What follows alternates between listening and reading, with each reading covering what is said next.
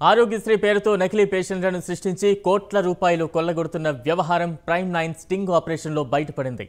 ఆరోగ్యశ్రీ ఉద్యోగుల కన్నుసన్నల్లో కుంభకోణానికి బీజం పడుతోంది అని జనసేన పార్టీ నేత చల్లపల్లి శ్రీనివాస్ అన్నారు. ఇది ఒక్క తిరుపతిలోనే కాదు, రాష్ట్రంలోని అనేక ప్రాంతాల్లో ఈ స్కామ్ జరుగుతోందని ఆయన తెలిపారు. ప్రభుత్వ పర్యవేక్షణ లోపం వల్ల ఇలా జరుగుతోందని ఆరోపించారు. దీనిపై మరింత సమాచారం మా ప్రతినిధి శ్రీనివాస్ అందిస్తారు. స్కాములకి అనే విధంగా ఆంధ్రప్రదేశ్లో చేస్తున్నటువంటి పాలన చూస్తే కనుక ప్రతి దానిలోనూ స్కామ్ అనే విధంగా ఉండటం జరిగింది. ముఖ్యంగా చూస్తే తిరుపతి రుయా హాస్పిటల్లో వైఎస్ఆర్ ఆరోగ్యశ్రీ ఆసరాకు సంబంధించి భారీ స్కామ్ బయటపడటం జరిగింది. దానికి సంబంధించి అధికారులు చేస్తున్న పర్యవేక్షణ లోపమని కూడా క్లియర్గా స్పష్టం కావడం జరిగింది. అయితే ముఖ్యంగా చూస్తే ఆంధ్రప్రదేశ్లో ఉన్నటువంటి ప్రభుత్వ ఆసుపత్రుల్లో కానీ ప్రైవేట్ ఆసుపత్రుల్లో కానీ వైఎస్ఆర్ ఆరోగ్యశ్రీ పేరుతోటి కోట్ల రూపాయలు తెచ్చుకుంటున్నట్లు కూడా స్పష్టమవుతున్నటువంటి పరిస్థితి. ప్రస్తుతం మనతో ఆ వైఎస్ఆర్ ఆరోగ్యశ్రీ ఆసరాకు సంబంధించి ఎటువంటి పరిస్థితులు ఉన్నాయనేది మనతో మాట్లాడటానికి జనసేన పార్టీ నేత శ్రీనివాస్ గారు ఉన్నారు. వారిని అడిగి తెలుసుకునే ప్రయత్నం చేద్దాం. సార్, తిరుపతి రుయా హాస్పిటల్లో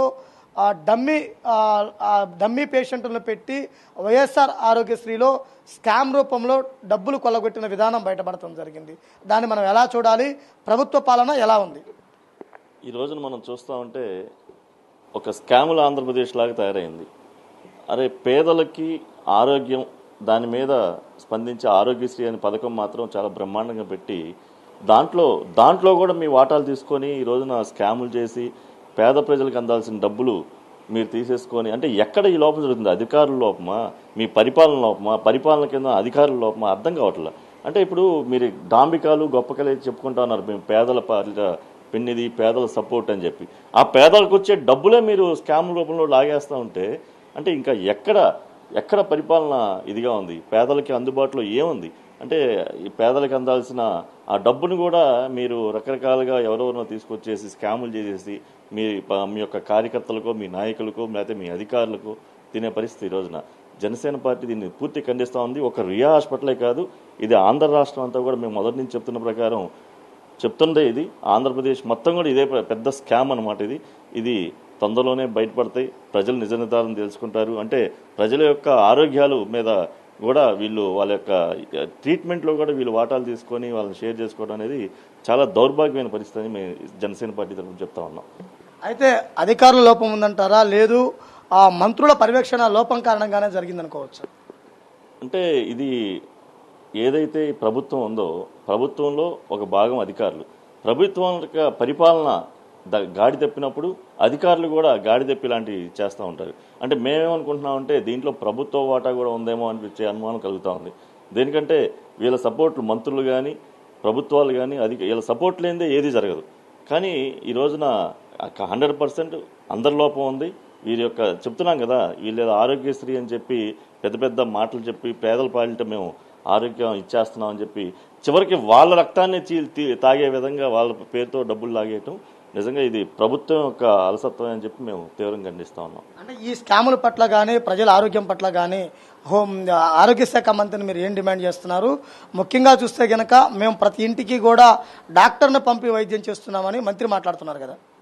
ఏమంటే ఇప్పుడు మీరు చూస్తూ ఉన్నారు, ఆరోగ్య శాఖ మంత్రి ఎవరో కూడా తెలియని పరిస్థితి ఈ రోజున. అంటే వారి యొక్క అధికారాలు అసలు వాళ్ళ కింద ఏం జరుగుతుందో కూడా తెలియదు. పూర్తిగా ఇది పెద్ద స్థాయిలో, పై స్థాయిలో ముఖ్యమంత్రి గారి పర్యవేక్షణలో జరుగుతూ ఉన్నాయి. ఇది 100% తప్పిదం.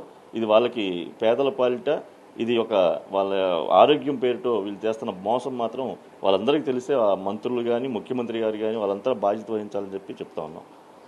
మీరు చెప్పండి, ఆరోగ్యశ్రీకి సంబంధించి ఈ స్కాములు బయటపడతాన్ని ఎలా చూడాలి? మొన్న రీసెంట్గా ఈ మధ్య మా అమ్మగారికి ఆపరేషన్ చేయించామని, అయితే ఆరోగ్యశ్రీ ఓకే అయిందన్నారు, చేశారన్నారు.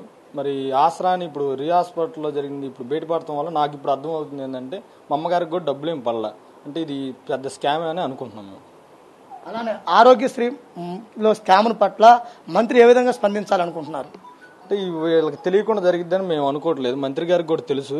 అయితే ఆమె ఇంకా గట్టిగా తీసుకొని చర్యలు తీసుకొని ప్రజల్ని బాగా చూడాలని కోరుకుంటున్నాం. ఇక్కడ చూసినట్లయితే గనక కేవలం మంత్రులకు ఆర్భాటాలకే కానీ దాని మీద పర్యవేక్షణ లోపం ఉంది. అదేవిధంగా తిరుపతి రుయా హాస్పిటలే కాకుండా ఆంధ్రప్రదేశ్లో ఉన్నటువంటి ప్రతి హాస్పిటల్ నుంచి ఇప్పటి వరకు ఎంత వైఎస్ఆర్ ఆరోగ్యశ్రీ ఆసరా కింద నిధులు విడుదలయ్యాయి, ఏ ఖాతాలకు వెళ్ళాయి, ఎలా వెళ్ళాయని పూర్తి స్థాయి విచారణ జరిపించాలని కూడా డిమాండ్ చేస్తున్నటువంటి. అయితే ముఖ్యంగా చూస్తే వైఎస్ఆర్ ఆరోగ్యశ్రీ పేరును భ్రష్టు పట్టించే విధంగా ఈ ప్రభుత్వం చేస్తుందంటూ కూడా ఎద్దేవా చేస్తున్నటువంటి పరిస్థితి అయితే కనుక ఉంది. కెమెరా పర్సన్ శ్రీనివాస్తో శ్రీనివాస్, ప్రైమ్9 న్యూస్, మంగళగిరి నుంచి.